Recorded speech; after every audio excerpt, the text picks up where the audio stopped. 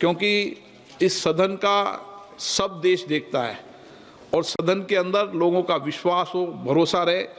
लाखों लोग अपेक्षा आकांक्षा करते हैं, इसलिए विश्वास भरोसा बनाए रखने के लिए मैं फिर आग्रह करूंगा कि हमें सदन की मर्यादा, प्रतिष्ठा, गरिमा बनाने के लिए सामूहिक संकल्प भी लेना चाहिए और सामूहिक विचार विमर्श भी करना चाहिए।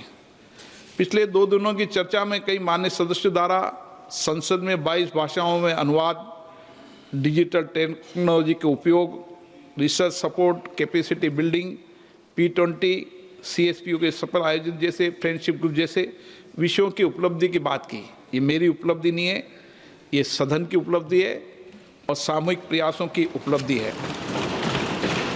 और जब भी मैं दुनिया के जितने भी देशों में जाता हूँ, वहाँ के राष्ट्रमंडल के अध्यक्षों से भी मिलता हूँ, तो मुझे गर्व होता है भारत के लोकतंत्र पर, भारत के संविधान पर।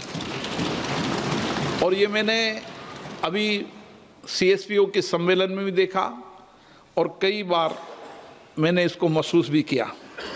और इसीलिए विश्व भर में भारत की लोकतंत्र की प्रतिष्ठा बने, ये हमें प्रयास करना चाहिए।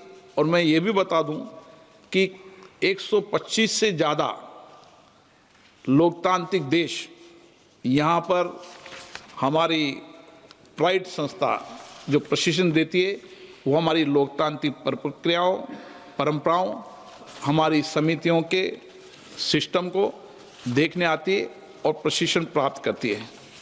माननीय सदस्यगण, सदन के संचालन हेतु सदन द्वारा बनाए गए नियमों की पालना करना हम सभी सदस्यों का व्यक्तिगत और सामूहिक जिम्मेदारी है, परंतु कुछ माननीय सदस्य नियमों की अवहेलना करते हैं, सदन के संचालन में व्यवधान करते हैं।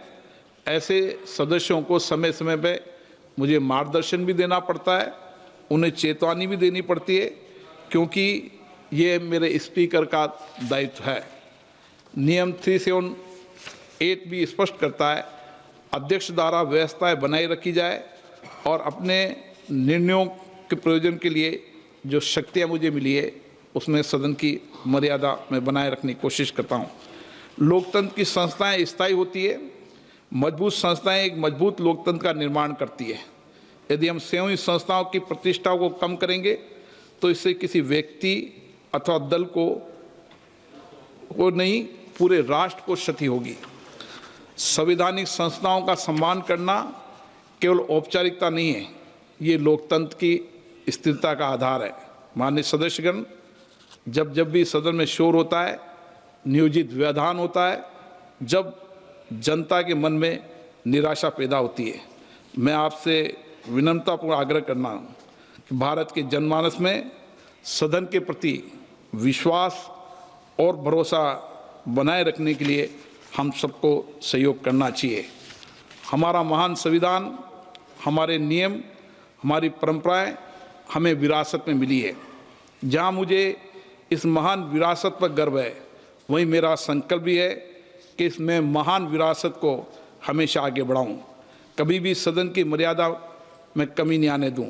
मैं सदन में पक्ष प्रतिपक्ष सभी मान्य सदस्यों को जब संरक्षक के रूप में देखता हूं, तो चाहे कितनी भी प्रतिकूल परिस्थिति हो, कोई मान्य सदस्य मेरे मत से सहमत हो, असहमत हो, मेरे खिलाफ कुछ वक्तव्य भी दे, लेकिन मेरा हमेशा प्रयास रहेगा, मैं इस संकल्प के लिए अटक हूँ कि सदन की मर्यादा और प्रतिष्ठा को बनाए रखने के लिए मैं कटिबद्ध हूँ।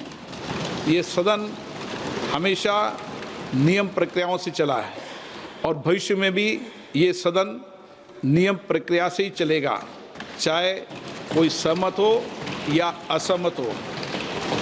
माननीय सदस्य, प्रशंसा हो या आलोचना, इस सब के बीच मेरा एक ही संकल्प है, सदन की मर्यादा और नियमों की रक्षा करना।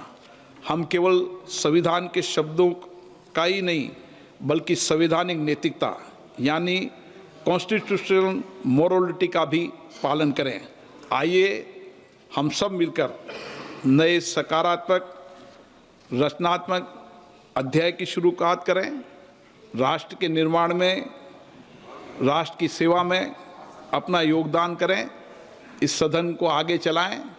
और मैं तो ये भी कहता हूं कि जो 2 दिन सदन की इस विशेष चर्चा पे हमारा समय नष्ट हुआ है, उसको हम आगे कैसे लोगों की अपेक्षाएं, आकांक्षाओं को पूरा कर सकते हैं। इसलिए देर रात्रि तक बैठकर भी हमें ये 14 घंटे पूरे करने चाहिए, ताकि देश की जनता में ये भरोसा पैदा हो कि सदन हमेशा लोगों की अपेक्षाएं, आकांक्षा, उनकी चिंता, उन कठिनाइयों पर चिंता व्यक्त करता है।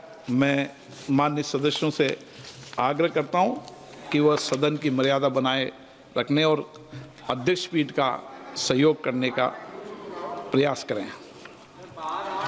माननीय सदस्यगण, मुझे कई माननीय सदस्यों द्वारा कुछ विषयों पर स्थगन की सूचना प्राप्त हुई है। मैंने आज किसी भी स्थगन प्रस्ताव की सूचना की अनुमति नहीं दी गई है।